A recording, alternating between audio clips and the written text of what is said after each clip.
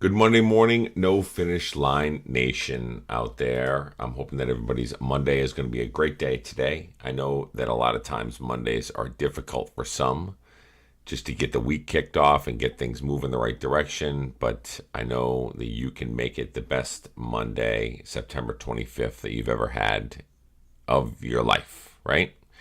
So, and it is a lot of it is mindset, right? And I know that a lot of you are coming off the weekend, or some of you have gone and watched football yesterday with family, or done things as family time with each other. Whether you went apple picking, whether you went whatever. I know a lot of areas of the country was pretty warm, including up here in Maine. It was 90 something degrees today.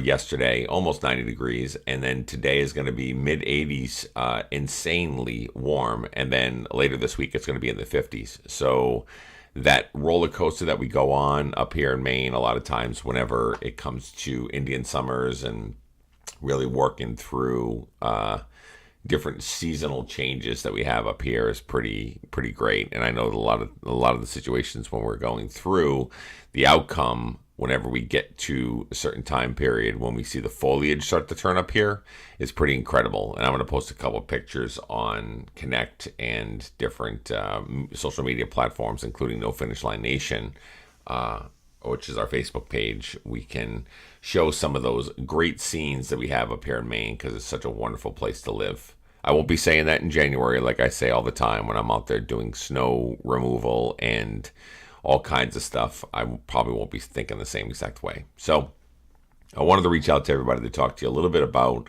something that came up this weekend. And it was, I'll tell you a little bit of a story behind where I was with my son. And then I also want to show that sometimes you never know what you can learn from the strangest little places sometimes. And one of the things that I wanted to share is that on Friday, when I was actually having lunch with Jonathan, or Mud Hustler, we were out having lunch and got a call from my wife on Friday, and she wanted to come up and meet us, but she went to go pick up my son at school because they were taking a school picture and they were all just kind of hanging out, and the teacher had asked them all to step outside of the classroom and go to a larger area where they could take a picture together as a group.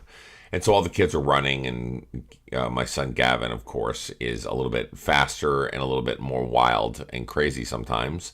So he decides he's going to run, but then he slips and he falls and he mashes his face right onto a lanyard or a stanchion of the bleachers, the stands that the kids sit on and that fans sit on during whatever events that are there. So he hits his face on that right in the middle of his forehead, and it blows up like this huge egg, and it's really, really big. It almost looked like, I can joke about it now because he's okay, but it almost looked like the characters from Star Trek: The Next Generation with the big foreheads that it came down, and it was just ginormous. It was so huge. So he gets called out of school. His mother goes and picks him up, brings him back to the house, brings him over to the emergency room. They go get checked out, find out that he did not get a concussion, but it's very swelling, a lot of swelling. So ice and, the regular doctor remedy of putting some ice packs on it, and a couple ibuprofen, and make sure that he's, good to go. And then the first night of sleep would be okay. So everything was good. So my son's, first of all, health is okay. And he slept the first night and the second night, and everything was really good to go. And as a matter of fact, he's getting around pretty well comparatively to smashing your face into a bleacher. So here's the part that I wanted to share with you is that because he couldn't practice that evening on Friday, he wasn't going to miss it for the world. He's a team captain. He's an inside linebacker. He's really fast. He gets to the quarterback. They love him on the team. They call him the Tasmanian Devil. He's a ball of energy, and he's very talented at what he does. So he goes to the practice. He wants to go, and my wife is hemming and hawing, and I'm hemming and hawing over whether we want to let him go. And he gets there, with this huge bulbous egg on the front of his face, and the coach was like, "Oh my goodness!" And they wanted him to kind of stand on the sideline. So Gavin, being the person that he is, and he doesn't want to be somebody that sits on the sidelines and doesn't do anything. So he was helping the coaches out the whole entire time. So he's, running the balls down. He's throwing balls back to the coach, and he's just kind of like staying involved. And we're trying to keep him as limited as we could so that he isn't running around like a chicken with his head cut off doing everything. But yeah, so that was kind of the dynamic of Friday.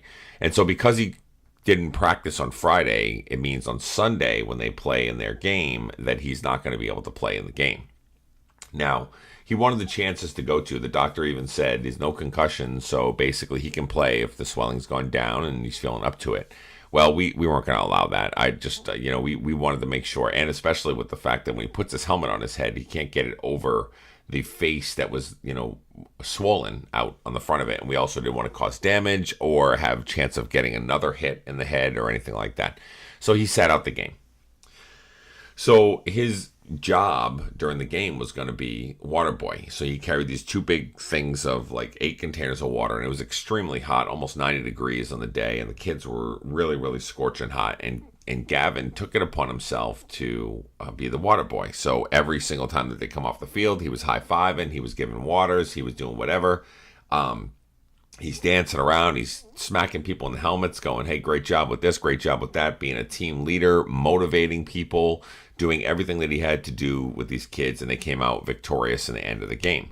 Now, on one hand, a 12-year-old kid can really take that to heart, where he really wants to play with his team. He doesn't want to lose his spot on the team because he's the team captain. And there is that chance that could happen where somebody stepped into his role and did it better than him, so he could lose that. So, as a 12-year-old, you can fight through depression, you can fight through sadness, you can fight through anger with the fact that why can't I do this? But no, my son decides that what he's faced with at that moment in time, he's going to go and he's going to be the best water boy out there. His exact words were, Dad, if I'm going to be the water boy, I'm going to be the best water boy. And they're going to look at me and they're going to say, that kid is fast, he's furious, he rolls with it, he refills, he's given such a positive influence, and he's being such a true warrior, right, on that end. This is a 12-year-old kid. And so I caught up with him last night. I was driving him from the game. My wife went to go pick up some food that we're going to have for dinner after the game. And we're driving home. And I told him, I said, I'm so extremely proud of him for, just taking on whatever situation that was there and really leaning in on the positives of any situation, although it's not ideal and it's not the situation that you wanted it to be. And he looked at me and said, I wouldn't have had it any other way. I mean, I understood I couldn't do it. Yeah, of course I was upset about it, but why embrace that part of it? Why be part of that?